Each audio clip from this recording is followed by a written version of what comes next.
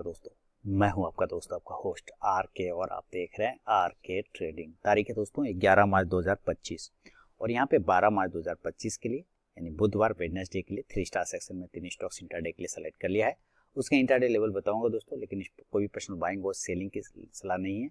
यहाँ पे जो भी दिखाऊंगा सारे टेक्निकल चार्ट के हिसाब से। अगर आप उसमें ट्रेड करते हैं तो कृपया अपने फाइनेंशियल एडवाइजर से सलाह मशवरा कर लें, क्योंकि आपके लाभ और नुकसान की जिम्मेदारी मेरे या मेरे चैनल की बिल्कुल भी नहीं होगी।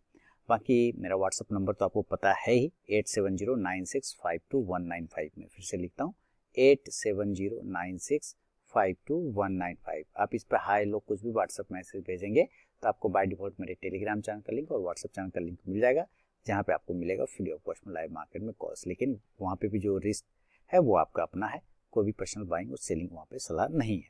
तो चलिए पहले जो 3 स्टॉक्स जो कल दिया था उसका रिव्यू कर लेते हैं, स्टॉक परफॉर्मेंस रिव्यू, फिर 3 स्टॉक्स आगे की तरफ बढ़ेंगे। तो पहला स्टॉक जो कल दिया था आज के लिए उसका नाम था गोदरेज सीपी, गोदरेज कंज्यूमर है ना। इसको बाइंग करना था 1047 के ऊपर, सेल करना था 1034 के नीचे। तो ये तो गैप डाउन ही ओपन हो गया 1025। अब देखिए 3 स्टार स्टॉक्स में किस तरह से एंट्री लेना चाहिए उसके लिए सेपरेट वीडियो बना हुआ है, आप उस वीडियो को देखिए, आपको वहाँ बिल्कुल पता चल जाएगा कि किस तरह से एंट्री लेना चाहिए। तो अगर बात करें तो इसमें हमारे हिसाब से अकॉर्डिंग जो आता है प्राइस, सेल साइड का एंट्री नहीं बन रहा था। अब बाय साइड की बात है तो इसमें भी 1047 के ऊपर बाइंग है, ठीक है। अब 1047 तो अब देखिए पूरा दिन साइड 50 का हाई लगा फिर साइड में हो गया। तो अगर बाय साइड भी एंट्री लिया होगा तो मूवमेंट आपको नहीं मिला होगा, आपका एसएल हो गया होगा। एसएल भी एक्चुअली नहीं हुआ है, ये 41 एसएल हो गया होगा। पेटीएम दूसरा स्टॉक था पेटीएम। तो चलिए हम लोग पेटीएम को देखते हैं। पेटीएम को बाय करना था 670 के ऊपर और सेल करना था 660 के नीचे। तो आप देखिए 660 के नीचे तो सेल साइड जाना नहीं है, क्योंकि सेल साइड का इसमें काम ही नहीं हुआ।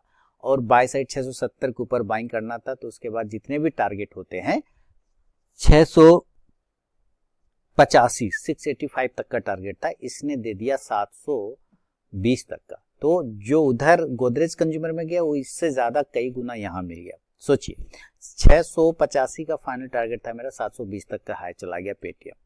तीसरा स्टॉक था इंडसइंड बैंक, डिजास्टर। अब आप देखिए इंडसइंड बैंक गलत एंट्री नहीं बनेगा इसमें। अरे एंट्री इसमें नहीं बनता है, क्योंकि इसने तो आज तो सारा काम ही खराब कर दिया। नीचे की साइड में गैप डाउन ओपनिंग हुआ और नीचे ही रह गया। सर्किट पे 10% सर्किट, फिर 15% सर्किट, फिर 20% सर्किट, फिर 25% 26% का सर्किट पे रहा है ना। और इसने 655, सोचिए किसी ने भी गलती से लिया होगा सेल साइड तो बम्पर प्रॉफिट बना होगा, लेकिन इसमें एक्चुअली ट्रेड ही नहीं बना, ठीक है। एकदम सारे लेवल के नीचे ही खत ओपन हुआ तो फिर क्या बात है ना, ये बात होगी। अब पढ़ते हैं कल के लिए, यानी कि 12 मार्च के लिए जो पहला स्टॉक है वो है श्री राम फाइनेंस। चलिए हम लोग श्री राम फाइनेंस को देखते हैं और इसका सिलेक्शन रीजन समझते हैं। 15 मिनट के टाइम फ्रेम पे ध्यान दीजिएगा कि एक जो इंपॉर्टेंट ये कंसोलिडेशन एरिया का लोअर जोन था, अब देखिए ध्यान से 6 तारीख वाला, 7 तारीख को उसके नीचे ट्रेड किया, ठीक है। 10 को उसी एरिया को रेजिस्टेंस बना लिया, यानी अब जो सपोर्ट था वो रेजिस्टेंस में कन्वर्ट हो गया और आज भी उसी रेजिस्टेंस एरिया के पास में होल्ड कर रहा है। अगर आप यहाँ से देखेंगे तो एक राउंडिंग बॉटम भी बन रहा है ना। और अगर आप देखें तो 1 2 3 बार रेजिस्टेंस भी ले रहा है। अगर इसके ऊपर निकलता है तो कोई भी बोल देगा फिर बाय साइड जाने का संभावना बनता है। तो ये श्रीराम फाइनेंस को 642 के ऊपर निकलने के बाद फिर बाइंग अपॉर्चुनिटी बन सकता है। स्टॉप लॉस जो रहेगा 637 637 रुपए का। जो पहला टारगेट होगा वो 647 647, दूसरा 652 652 और तीसरा 657 657 रुपए का।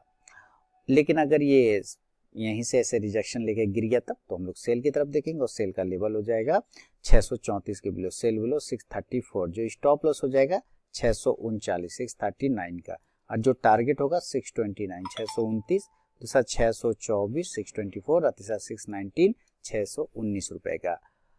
शुरू के 5 मिनट बिल्कुल भी आप ट्रेड को अवॉइड करके चलिए, उसके बाद एक स्टॉक बाइंग या सेलिंग लेवल को एग्जीक्यूट करता है तो ट्रेड करें, अदरवाइज ट्रेड को आप अवॉइड कर दे। तो ये पहला स्टॉक हो गया श्रीराम फाइनेंस।